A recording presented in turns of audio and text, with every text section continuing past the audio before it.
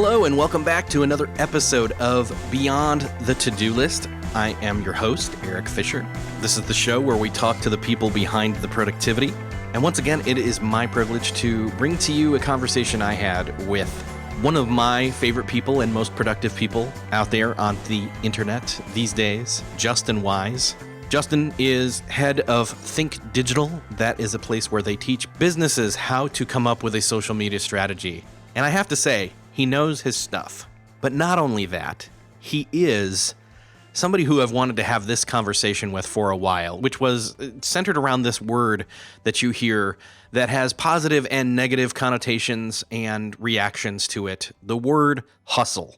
And we get into that. We get into what it means for him, what it means to me, what possible positive, negative connotations, all that kind of stuff, what it is, how to do it or not do it, what is the right meaning behind doing it or not doing it, and how to do it best. And as you can see, I'm kind of dancing around what we actually talked about, but it was one of these conversations it'd been boiling in the back of my mind on the back burner for a while and simmering, and just knew Justin was the right person, especially when he had written about it before. So enjoy this conversation with Justin Wise about hustle.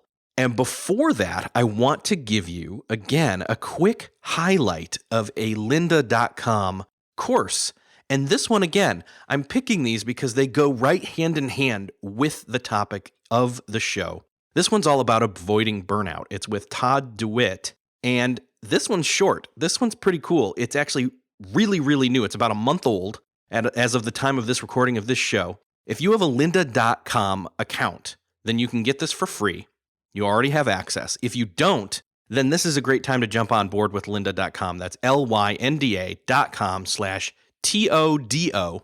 That link will get you a free 10-day trial. And again, this course called Avoiding Burnout is literally a 32-minute and 49-second. It's like a video podcast all about avoiding burnout, the causes of it, why it matters, what is stress versus what is burnout, why burnout reduces our productivity and saps our energy and leaves us overwhelmed. I think we've all been there. This is a great topic, and it pairs really well, like a fine wine, with this show and this conversation with Justin Wise about hustle. This Avoiding Burnout with Todd DeWitt is awesome. So again, if you have lynda.com, great. Type in Avoiding Burnout in the search. To get access to this, along with the other courses that I have suggested in the past, you can get a free 10-day trial for lynda.com by going to lynda.com/TODO. That's lynda.com/TODO. And once you do that and you grab your free trial, head on in and search for Avoiding Burnout. It is my privilege to welcome back to the show Justin Wise. Justin, welcome. Yeah. So good to be here.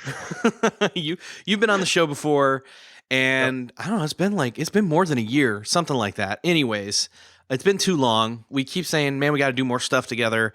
And some point in the past couple of months, you had this blog post come out, and you were talking about the word hustle, and it caught me because I hear people talking about this word all the time, and I feel like it's one of those things, you know, the Princess Bride reference where the one guy says to the other, I don't think that word means what you think it means. And so you are one of the most productive or accomplished people I know in your, maybe in your own mind, but also in mine.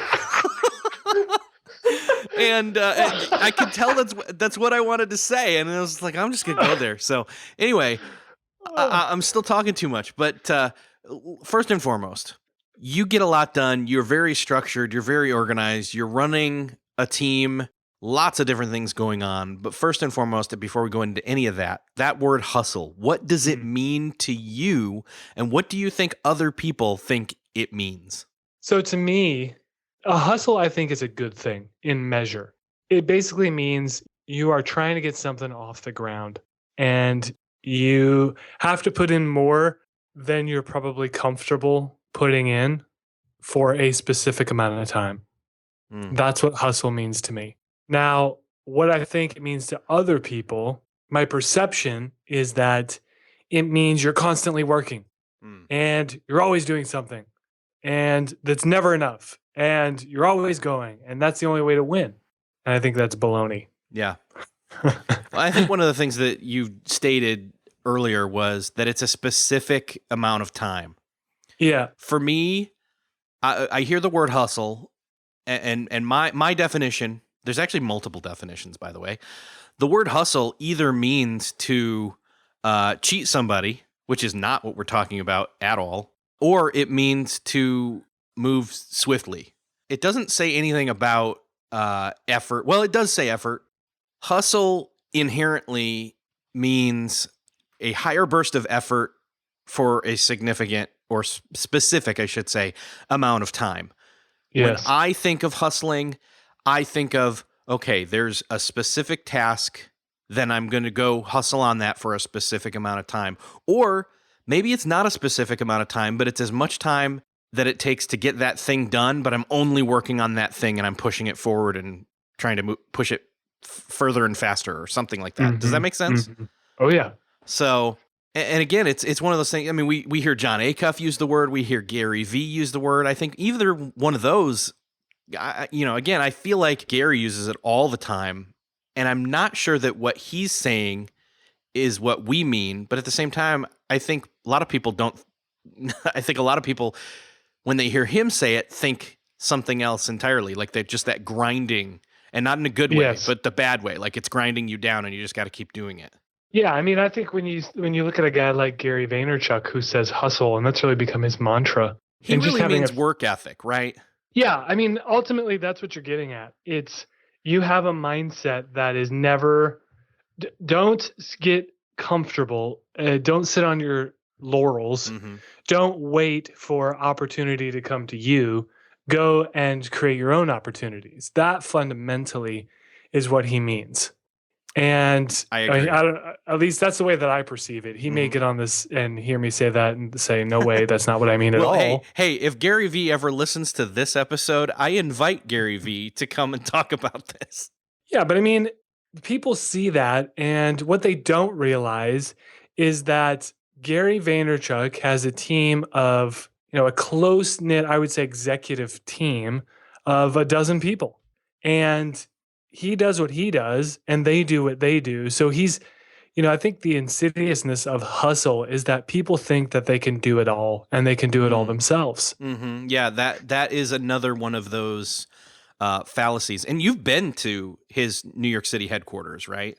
Yeah, he was there for a very short amount of time, but you toured and you saw like the team setup that he had going on. Yeah, so he's no one man operation.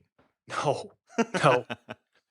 And that's what I think people see him, but they don't realize that, he has a very smart and creative and kind team behind him that is allowing him to do what he does and does very well. But I think too, that goes back to what we were talking about originally, is that there was a time where he was the only guy. He was it, but he didn't stay that way. Because he knows to create anything of lasting value, you must bring other people into the fold. It's unavoidable. The key thought there that I think a lot of people, when they're first starting out in doing kind of their own thing, like Gary Vee has done and now done consistently for, 10, probably more than that now, years. I only knew about him for about 10 years now. Was, maybe in the beginning, yes, you do a lot. You put in a lot more hours because that's what's required of you to get something off the ground, like you put right at the beginning when we started to define that word. Oh, yeah. If you have something that needs to get done, if you want to build a business, and I can only speak from my own experience, but when I was starting Think Digital, there was no one there to say, hey, can you learn about like payment processors? Can you figure out sequencing in Infusionsoft? Can you answer customer support emails? Can you go generate leads? I was that guy for all of it. Yeah. But eventually I knew that if I was going to have any chance at sustaining what I had built, then just working more wasn't going to be the answer. And you get to a point where it's like, even if I work 24/7 and work every day of the year, I will never get done everything that needs to get done. How's that for a sobering thought? Wow, you just broke my brain. It's But it's true. true. Yes. Well, You- and that and the fact that literally there is always more to be done. Always. Always. So yeah, I think that's the thing is I think we believe this lie of what most people term as hustle. I'm gonna say is more like a perpetual hustle, and Mhm. which is unhealthy. You wear yourself down to the point where you're ineffective. So Yeah, but you think it's cool. right. Well, yeah, and I think that's the thing that I was getting at and trying to figure out, what you were saying or not saying in that post so far ago that there was this kind of this fallacy that or it was bragging rights basically. Look, I'm Mhm. hustling. Look how hard I'm working. Look how long I'm working. Look how many hours but honestly, I don't care how many hours you're working. Just show me what you got done. Nobody cares. I mean that in the kindest way possible to everyone listening, because I've had to tell myself that. Where my tendency has been, especially when I was just starting, I was, broadcasting, oh, put in another 14-hour day, 15-hour day, 16-hour day. Do you know how many people on the planet care about that? No one. Maybe my mom. Yeah. You know who I know cares about that is probably your wife, and she's probably wishing you weren't doing it. Right. No, you're totally right. And you have to, I mean, that's another aspect of hustle that I don't think people understand when they glorify perpetual work. When they glorify that, that all comes with opportunity. And I don't know the ins and outs of anybody's life, but when I see someone who brags consistently about how much they work, how many hours they put in, how much hustle they're putting in, and it never seems to have an end point, I think one of two things. I think number one, they may be lying, and they're saying this to either make themselves feel better or make themselves seem more impressive, or they're not lying and their family or their personal life is in complete and total shambles. Yeah, I totally agree. Right? Well, and again, you're hitting the nail on the head, and this is why the title of this show is Beyond the To-Do List. It's not just about getting a list of stuff done. It's what getting that list done or not getting it done gets you in life. Mm-hmm. And sometimes not caring, again, you shouldn't be putting anything on a list you don't want to get done. But anyways, that lie of the hustle and the way that glorification happens to the detriment of what's really important, and whether or not you're lying to yourself or to everyone else, or if you're being truthful, what that's really impacting. So I had this idea of starting a podcast called the Team No Hustle Podcast. And the whole podcast was going to be around this idea of every podcast that you and I listen to, for the most part, ascribes in some way, shape, or form to the philosophy of hustle is good. And I want to temper this by saying I do believe in the concept of hustle. I really strongly believe in the concept of hustle having a termination point. It's a sprint. It's a sprint. So you say, hey, for the next 6 months, I'm going to put my nose to the grindstone and I'm going to do some checks and balances, put those in place with my family, with my spouse, with my whomever, to make sure I don't totally crash and burn. But for the next 6 months or 3 months or whatever it is, this is what it's going to look like. Mm-hmm. But Team No Hustle would be the actual opposite of the hustle culture, where I would only interview people who had businesses that could run without their direct involvement. Ah, okay. Wouldn't that be interesting? That is interesting. I mean, again, I think that some people would find that hard to do. I know that there are those people out there, but I do wonder, I don't know, we're talking macro and micro level involvement there, and even oversight or not. But that is an interesting concept for a show for sure. Well, for me, it's like this, okay? I hustle, so eventually I won't have to hustle. Right. Yeah, exactly. Like you put in the hustle moments, you put in those chunks of hustle time and energy so that you don't have to do that. Yeah. I'm lazy. I'm actually pretty lazy. And so I want to find the quickest way possible to be lazy all the time. Now, that doesn't mean I don't work hard. Like, I guarantee, so I work in downtown Des Moines and we are in between two insurance buildings. They employ together probably 25% of Des Moines. Mm. And I guarantee you, I work harder than anybody in any of those buildings. I guarantee it.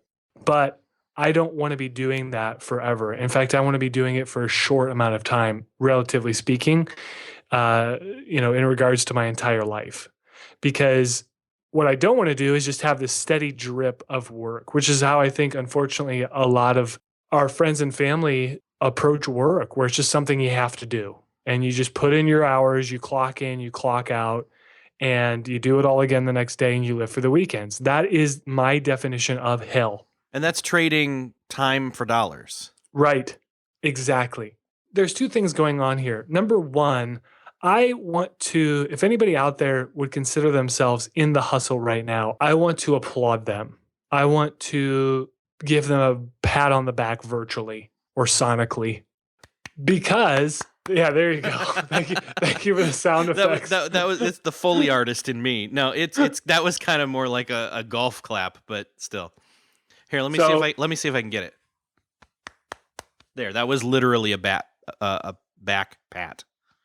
Wonderful. Continue. I mean, that's for the listener out there who's in the hustle, because 99% of people on this planet will avoid the hustle at all costs. They don't want to do it. They don't know how to do it. They are scared of it.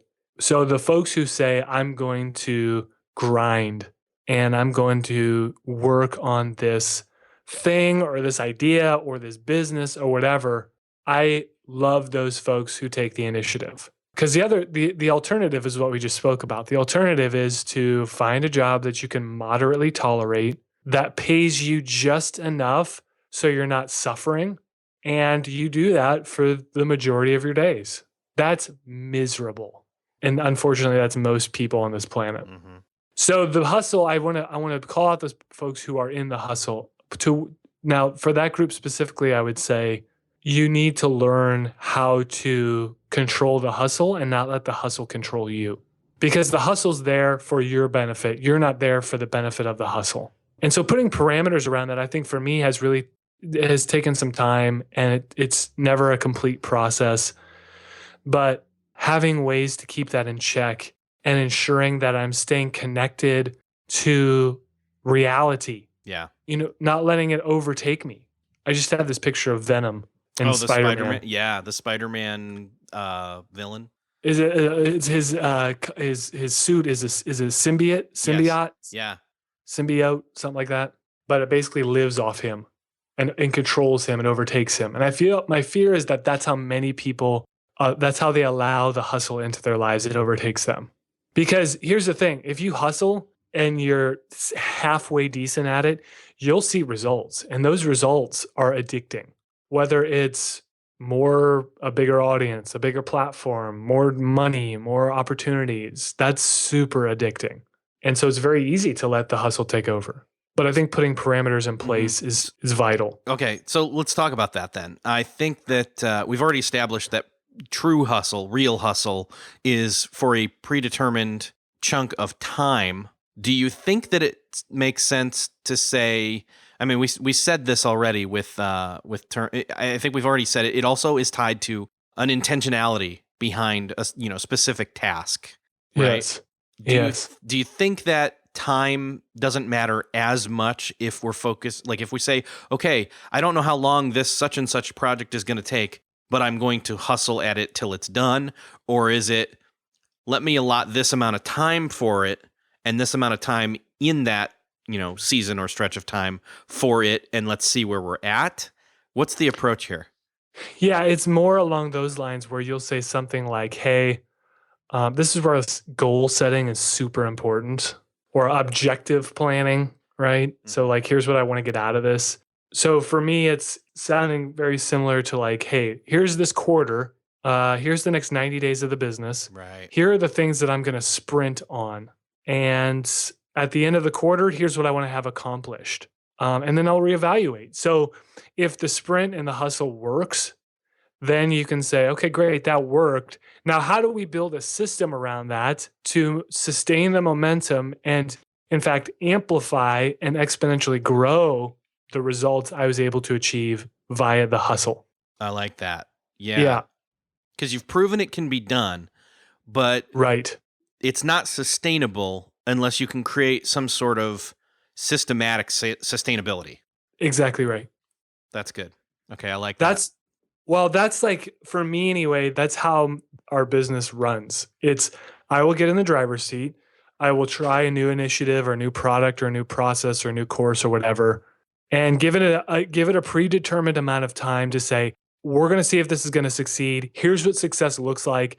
If it doesn't succeed, we're going to kill it. I mean, to be perfectly transparent, that's why my podcast, the Think Digital podcast, that's why we don't do it anymore. Mm-hmm. Because I set a time set, I set a zone, and you know, Eric, how hard it is to put on a consistent podcast. I do. It's very difficult. If people listening to this podcast don't know how hard Eric works, he works very hard to put this out consistently, and it's difficult. Well, let me answer that question that's not there, but I'm giving one, whatever. Is that it has been hard work at times, but I've done exactly what you said, is I have set up kind of okay, I got to get a consistent podcast out there, so I'm going to sprint on it. And then once I've done that for, a month or 2 months worth of episodes, I say, okay, how do I duplicate that without me having to work as hard to get it done? And I have figured that out. I've started to crack that for myself for the future. So there you go. Well, you should teach a course on it or something. There you go. So you can do that method of the controlled hustle. Now, the other side of it is like, because if you don't set controls, here's what happens. And I talk to these entrepreneurs all the time. I swear to myself, this is probably unhealthy. Okay. So self-admittedly, this is probably not healthy. But I swear to myself, I will never become these types of entrepreneurs. And it is like my darkest, deepest fear is becoming an entrepreneur like this guy that I met with probably, I don't know, 6 months ago. And he comes in and we start talking, and I'm going to help him, build out a digital marketing plan. Okay. So that's kind of the premise of our meeting together. Well, I start asking him questions about his business, like, hey, what do you want to accomplish? Who's your main target? Blah, blah, blah, these sorts of questions. And before long, I just start like probing a little deeper with my questions. And before long, I'm asking him like, what's your day look like? And he goes through his day. And it's, get up at 5 a.m. I work. Then I may sometimes take a lunch break. Then I work some more. Then sometimes I have dinner with my family. Sometimes I don't. And then I work some more. And I go to bed at 11. And he does this 6 days a week, sometimes 7. And so then I started asking deeper questions like, do you enjoy this? Do you like doing this?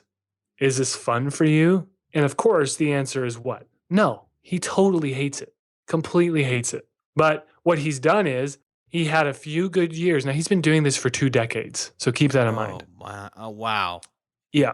So he's been doing this for 2 decades. But what happened was he had a very strong start in his first years as a business person. And he was able to provide for himself unlike any job that he'd ever had before. And so he created a standard of living for himself based on those first couple years, and then realized, oh, hey, like I have to keep doing this. And a wife enters the picture, family enters the picture. And, before, as, single guy, it didn't matter if he worked all day, every day. But now he has family responsibilities that he has to take care of, which he's not, and he hasn't been for some time. And his marriage is miserable, and he's just not a very happy person. But he has to keep this standard of living going, and on it goes.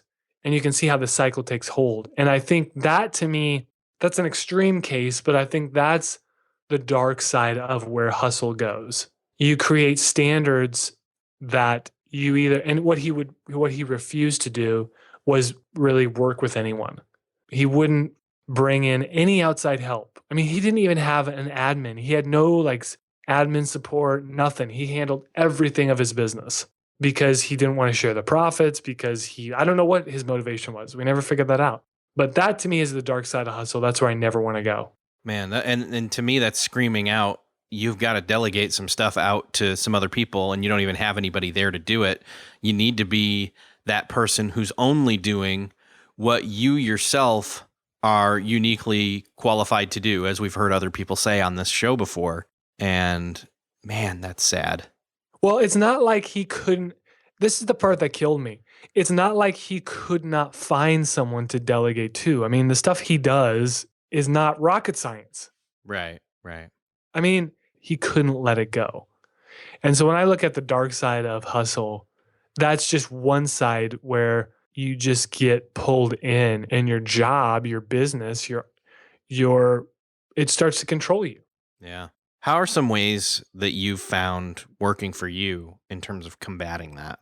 The first step is I have a day every week where I do not do anything work related. Now, to some people, that's going to sound like, well, duh. I think that's more rare than most people think. At this day and age. The concept, I think, it's fairly common. I think most people have an awareness of that concept. If you're coming from a faith-based background, so for folks who don't know, I used to be a pastor, and this is very common in the Christian tradition. And I think in many world religions, this type of rhythm is pretty consistent. So that has always been a part of my life just forever. But when I started the business, it went away very quickly because there was just stuff to do. Yeah. And I needed all the time I could get to do it. But I've since, in the last year or so, really honed in on keeping that day set apart for doing no work. And so practically what that looks like is Saturday night. Now, I don't always do this perfectly, but I get pretty close. So Saturday night, I turn my phone off, set it in airplane mode, and I wake up Sunday morning and I don't touch my phone.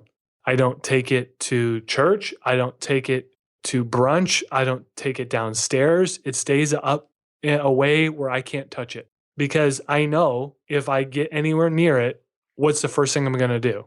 Probably, if I had to guess, I would say check email. Oh, yeah. Check email, tweet, Facebook, you name it. Yeah. So I have to physically separate myself from my phone. And let me point out something here. There's nothing inherently wrong with doing any of those things. The wrong part, or the part where you're in error, is when you come into breaking the standards you've set for yourself in terms of re-energizing yourself and taking rest. Yes. Yeah, I mean, I'm on my phone constantly, but there's something that happens. And the reason why I do this is not just so I can feel better about myself. The reason I do it, or brag about it later. Non-hustle. Yeah, exactly. Yeah, you hear people bragging about the hustle. Well, I'm going to brag about the non-hustle. Hashtag non-hustle started right here. So anyway, well, I did. I tried to get Team No Hustle, that hashtag, going, but it didn't take off. Anyway, the reason is, like, when you disengage for a day, it activates a part of your brain that is, I don't want to say suppressed the other 6 days of the week, but is not accessed as frequently. And it gives your working brain, so to speak, it gives it a chance to breathe. And any athlete will tell you, if you work out 7 days a week for months and months and years on end, you're going to get an injury pretty quickly. And it may even be a significant, severe injury. Well, the brain's the same way. And so if you're constantly grinding your brain with work-related challenges, it's going to fatigue and you're going to burn out and you're going to get taken out. I think the reason why most small businesses fail, and the stats, they're all over the place, but the reality is most small businesses don't make it past 5 years. I don't think it has anything to do with desire or drive or skill even, or even like, do you have a good product or service? I think it has to do with business owners or folks at the center who get completely and totally burnt out. And they say, I can't do this. If this is what owning a small business means, I can't do this. I'm out. I'm going to go. I thought this was freedom and now it's a prison. Yeah, exactly. This is miserable. Someone else can take the risks. I'll just go collect a paycheck. That's why I think most small businesses fail. Yeah. So I don't want to fail. I want to succeed. I love this. I love building businesses. And so setting that day apart to not do anything works. So what do I do on those days? I stay in my pajamas till like noon, and we make pancakes as a family, and I go to movies. I've seen so many movies in the past 6 months. It's unbelievable. I'll grill, I'll smoke something on the smoker. I'll read non-business related books, which is really hard. But like right now, I'm reading Cat's Cradle by Kurt Vonnegut. It's totally just bizarre and weird, and I love it. Nice. Yeah, but it's accessing a different part Yeah. of my brain. Yeah. Well, and so you saying that and taking that day off, it's because it's not leg day. Like that's terminology some people will understand, is to say, Yes. oh, it's leg day. Oh, it's back day. Oh, it's cardio day. Well, what if it's not any of those days and you let your body rest? That's what you're saying. Yeah, because your brain is your biggest asset as a business owner. And really, I think as a human, but the business owners that I seek to emulate, they all take incredibly good care of their brain Yeah. because they know it's the source of their income. And that, happens in a whole bunch of different ways, but you've got to take care of that brain. You got to make sure it gets rest. You got to make sure it can do other stuff. And also you need to relationally connect with the people who bring you life and energy. So on those days, I make it a point to spend time with my wife and kids. And I try and bake those areas, those time periods into my days in like mini breaks, but sometimes that doesn't always happen. Yeah. But I think that is the first step in really taking control of your schedule, because the reality is this: if you are rested and you work from a position of rest, which is, so my days of rest are on Sundays, which fuels me up for the week ahead. And when you work from a position of rest, rather than rest from a position of fatigue, you have exponential results. And this all ties together, right? So productivity and rest and hustle, it all ties together, because if man, I got 6 days, and more so lately I'm trying to do 5.5 days, but I've got 6 days to do everything that needs to get done. You start making better decisions. You start making smarter decisions. You start giving stuff away. You start delegating, and you would think to yourself, well, one day is not going to matter that much.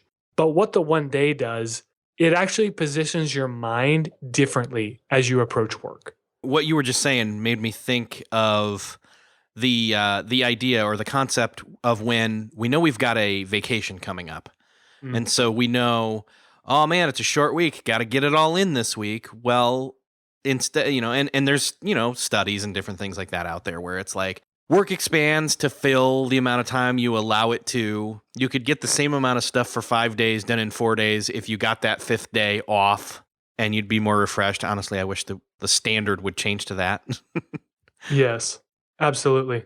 It's that same dynamic where most people don't need and don't work, frankly, 8 hours a day. No, we don't. We think we do, or at least we're not doing something that we really want to do for those 8 hours. So we think of it as work, but we're not accomplishing something the entire time, that 8 hours. That's right. Or more. Or more in some cases. I mean, I've worked with clients, we don't really have these clients anymore because they're total pains to work with, but they're the ones who are like, oh, they're always scattered. They're always hectic. It's always, oh man, everything's crazy over here. And what they are actually saying is, I don't know how to organize my own life, and I don't know how to organize my team. And our business as a whole is unorganized and undisciplined. And so everyone's just running around like an insane person. Where if there was order and structure and that discipline to ratchet down and say, what are the most important things that we need to accomplish? Who is going to accomplish what? And what is the time frame in which we're going to accomplish these things? Man, you'd have a productivity explosion, and you'd have way more potential guests. Right? Yes. So I think starting that day is super important. And then also I talked about, having those breaks in the day. That's another key component to all this. So I will, on average, take 2 walks a day. And they're not long. They're like 15, 20 minutes. But I will leave my phone usually in the office, and I will just go on a walk. I won't necessarily think about anything. I won't think about work. but inevitably, thoughts always bubble up. And that's, again, positioned to give the brain time to breathe and to rest. It needs time to synthesize everything that's going on around it. And that's the way that I do it throughout the day. And then I think lastly, delegation is another key component in all this. Okay, like entrepreneurs, small business owners have to. It's a non-negotiable in my personal opinion. You must know how to delegate and to give away the stuff that you're not strong at, but eventually give away the stuff that you are strong at. Literally, that's how you grow a business. Yeah, I hear you. Well, what about in this digital age where we've got connections all the time, every time, anywhere, and we've got virtual teams, and you don't have any virtual team members, do you? You're mostly all together now, right? Oh no, we've got we've got a gal in Arizona, we have a gal in Oregon, we have a team in Romania. What? Yeah. Wow. They're all over the place. So I have this theory. I don't know if we want to get into this. Give me the short version. Okay, the Reader's Digest version is technology reveals who we are. I can go with that. Yeah, it reveals who we are. It does not make us into something that we are not. It's the Iron Man effect. Yeah, it amplifies. He's still drunk Tony Stark That's in the right. suit. Yes, it's that.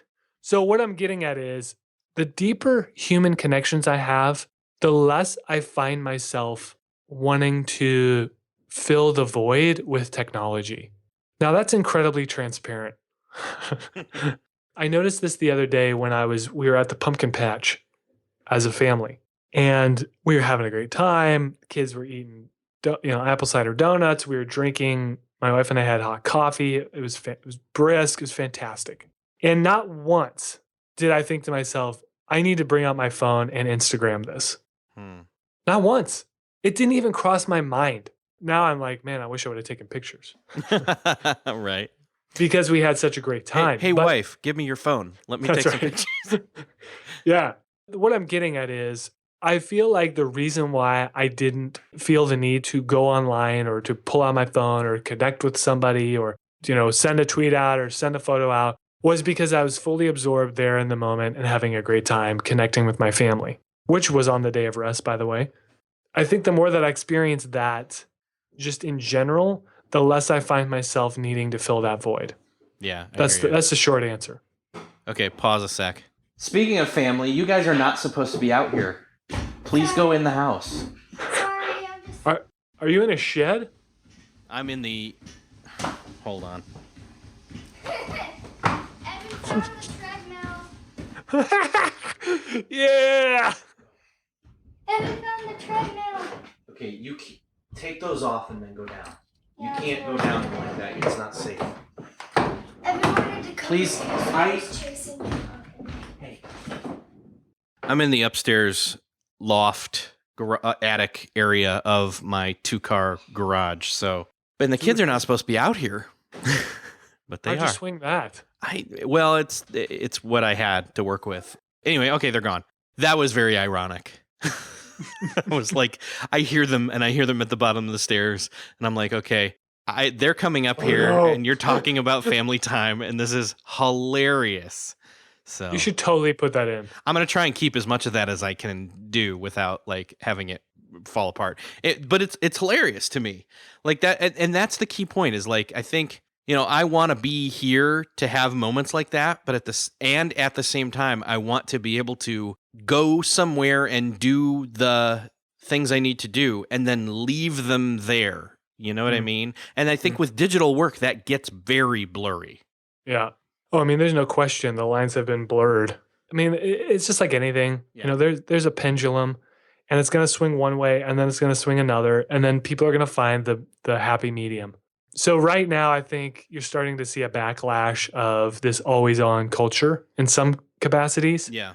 And I think people are starting to find their own rhythms of this technology thing is not going away. Like it's not just going to evaporate and vanish. So I need to figure out the new normal for me and for my business or whatever it is in light of this new reality. I know you've had a lot of thought about this yourself, but how much of this in your standards that you've created for you and your family has come from you sitting down and having a conversation with the other members of your family, specifically your wife? she is, I don't know that so much come from a conversation. It's come from me feeling like a complete reject of a husband and father. Justin, you're not alone. Yeah. I mean, to give a very recent example, I will probably travel close to 100,000 miles this year, which is way too much, at least for me anyway. Well, and you've got 2 young kids and 1 brand new one. Yeah. So So we that have, can be, yeah.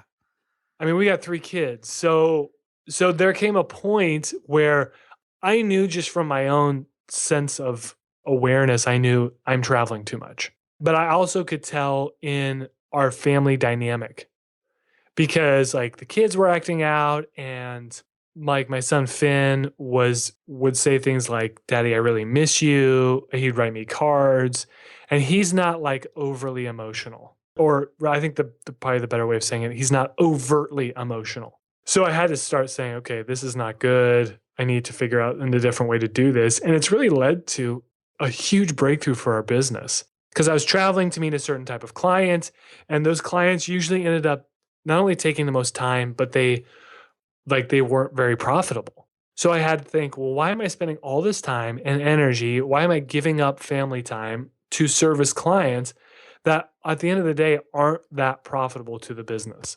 So it has totally changed the way that I approach the type of clients that we want to serve now. So that's just one small example of breakthroughs that are happening, I feel like all the time.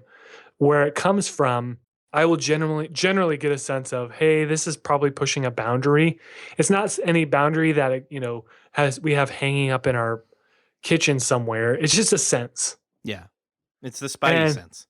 It's the Spidey sense. It really is. It's that dad, husband Spidey sense. And then you can verify, like I'll ask Carrie flat out, do you feel like I'm traveling too much? And she will tell me straight up, yes or no. And so then if she says no, then I know, okay, this is probably just some unchecked guilt that I have or whatever.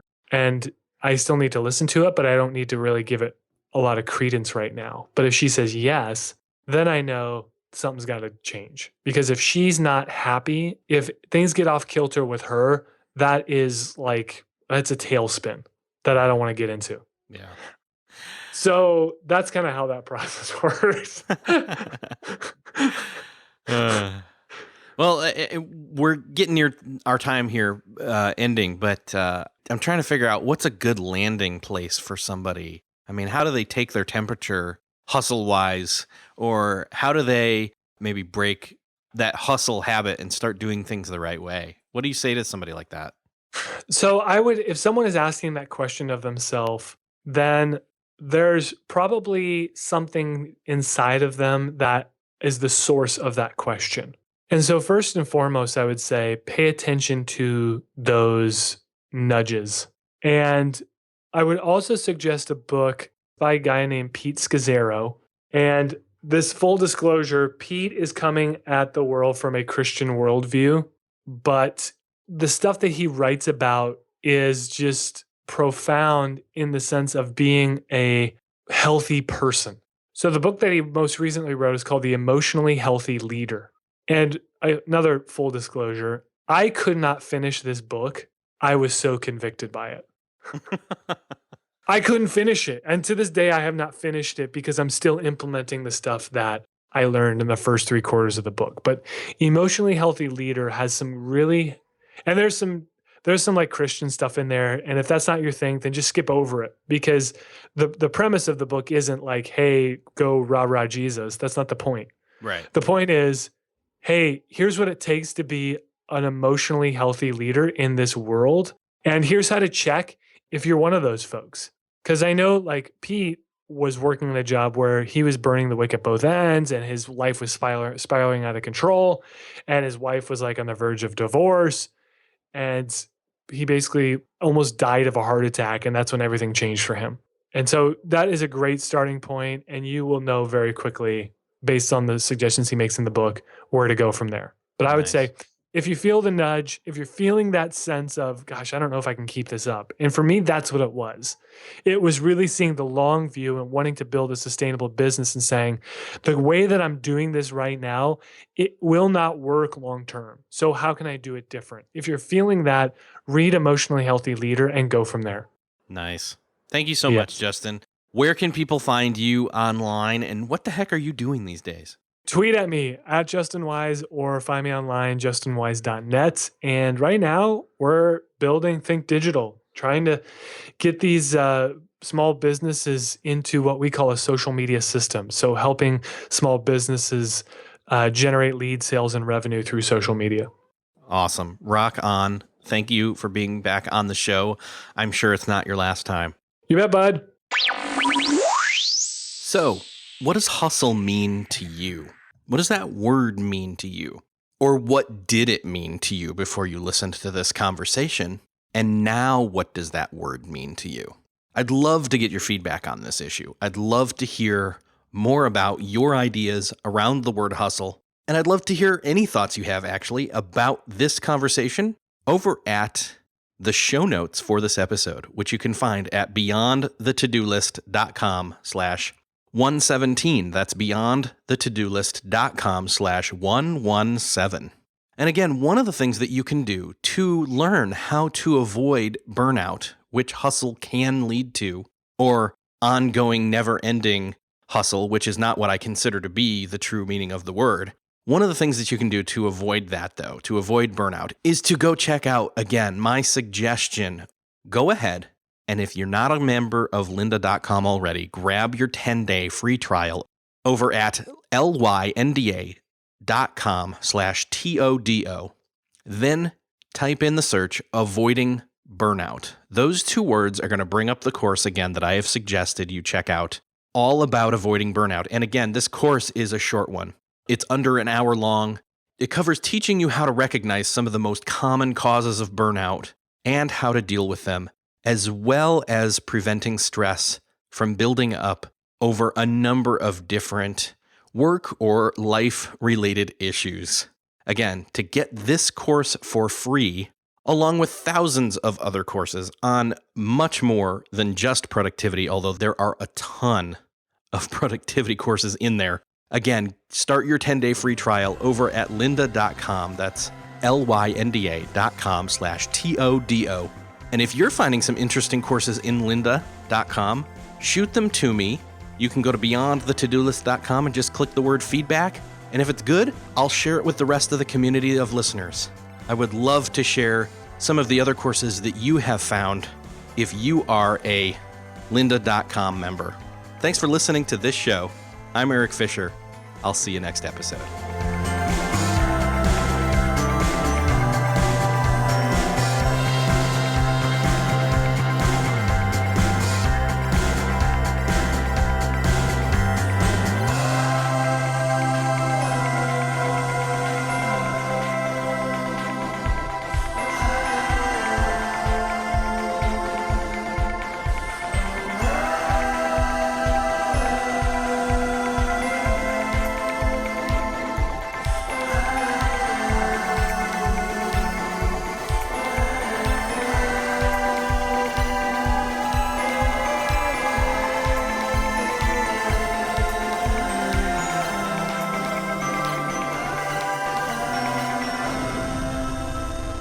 Beyond the To-Do List is a proud member of the Noodle Mix Network. Find more of our award-winning and award-nominated podcasts to make you think, laugh, and succeed at noodle.mx. Learn how to podcast, theorize over the TV shows Once Upon a Time, laugh with our clean comedy, delve into science fiction and philosophy, learn critical thinking from movie reviews, and more at noodle.mx.